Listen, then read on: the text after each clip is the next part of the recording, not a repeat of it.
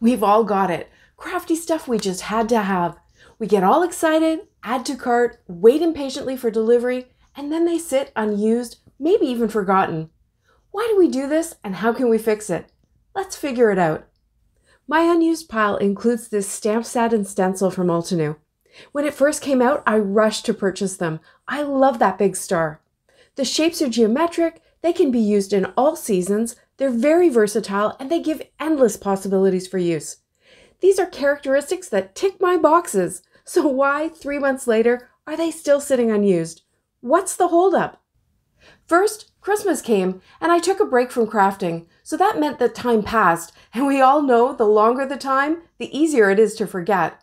And honestly, I think the other thing is that there are so many options with this set, is that it intimidated me a little bit. Thank goodness Altenew is really good about giving you examples and inspiration with every set they sell, so if I wanted to sit down and make a quick card, I can just use those. I quickly whipped up a very simple card with the two stamp shapes that I love best, that big star and that kind of antenna looking one. And that's a good start, but what's next? With new goodies, there's really no replacement for just playing with it and having fun and figuring out how I want to use it in my own way. Here's what I did. I set aside some time in the craft room, and it was a lot less than I thought it would be. And I put each stamp on a separate block so that it was easy to layer them up and try multiple designs. At first I tried lots of colors and I came up with some fun designs. I love this one with the big dots and this one that looks like a snowflake. But I started to feel that the colors themselves were kind of distracting me, so I turned over my page and played just with gray so that I could focus better on the actual designs. I tried stamps only, stencil only, and combining the stencil and the stamps. I also tried building patterns. Often shapes offer a whole new look when you repeat them. Then I chose a couple of my favorites and I made some cards. This first one starts with stamps and a square piece of cardstock. I divided it into 4 so I could place the design in one corner, then use my MISTI to turn my cardstock and get a pattern.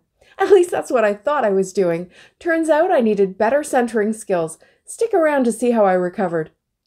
MISTI turning works with square panels and allows you to easily stamp 4 of the same pattern. I started with Shea Butter ink and this 8-pointed star, and I got that stamped 4 times. Then I chose one of the diamond stamps. One thing about this set is that to get those gorgeous stars, you really need to get the positioning right. This is generally true of any kind of geometric pattern you want to create, and it's pretty easy with these stamps. I'll show you a quick hack in a few minutes for making sure you get it exactly right.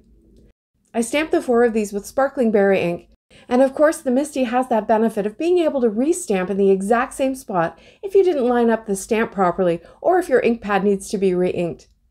Next I used the largest dot stamp and some Cove blue ink, and I stamped the center of each of my little flowery looking things.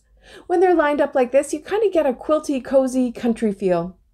To expand the pattern into more of that white space, I grabbed the stencil and I used the largest 8-point star, and I blended blue ink just around the very edges. And finally I blended ink through the large dot in the stencil to make the stamp dot a little bigger and more connected to the rest of the design. And I can see now that these little designs are kind of tilted and not centered properly, so I cut them down with some circle dies and I ended up with 2 Thinking of You cards. I glued 2 of the circles down onto a piece of cardstock I had swiped with that same blue ink, and then popped up the third in the center with a narrow silver frame and a small sentiment.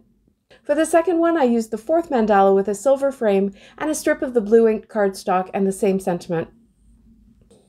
For the next card, I started with the stencil, that same 8-pointed star shape, in the very center of my panel, and I blended Cummerbund ink through it.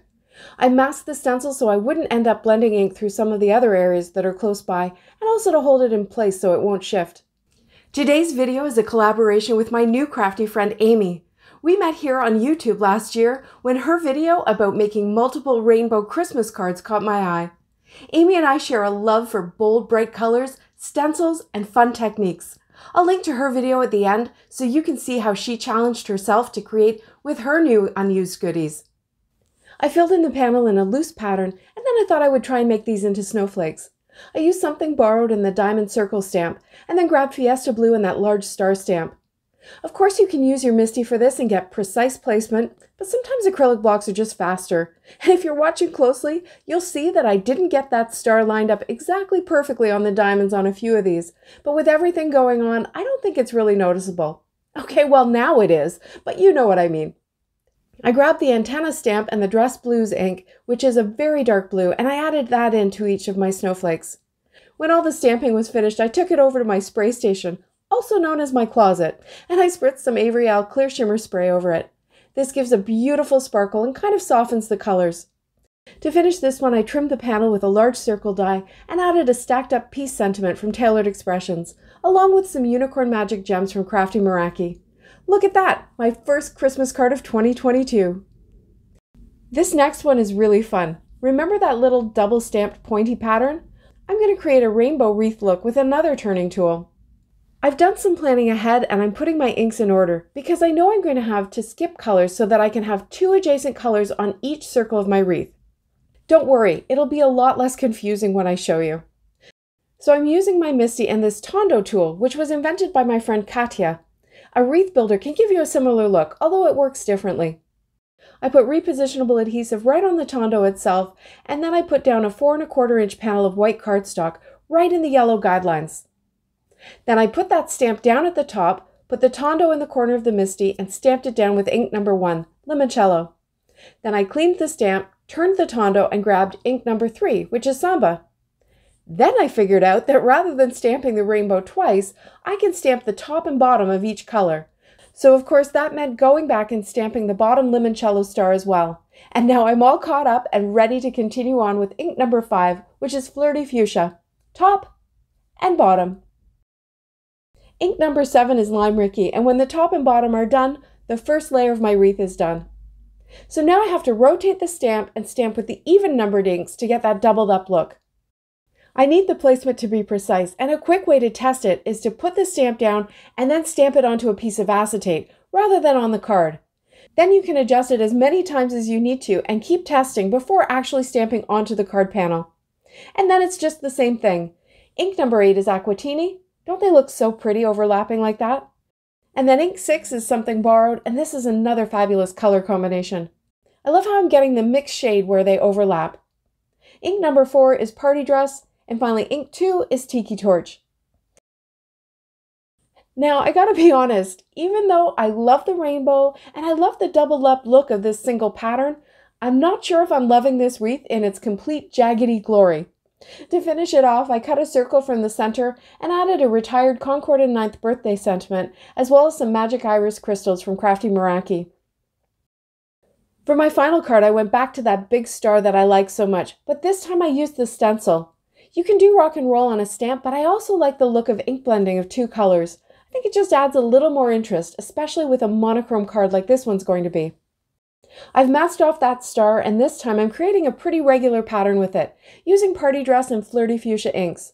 This card's going to be for my niece's 6th birthday, which is coming up very soon, and she loves pink and purple.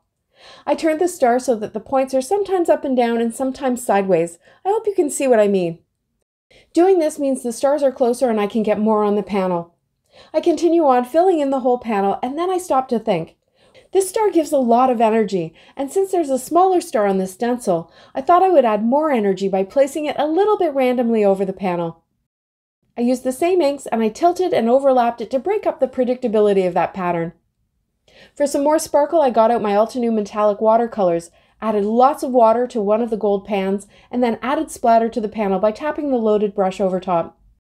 Now the other fun thing about my niece is that her name is Joy, so I have a ton of Christmas stamps and dies I can use to personalize her cards.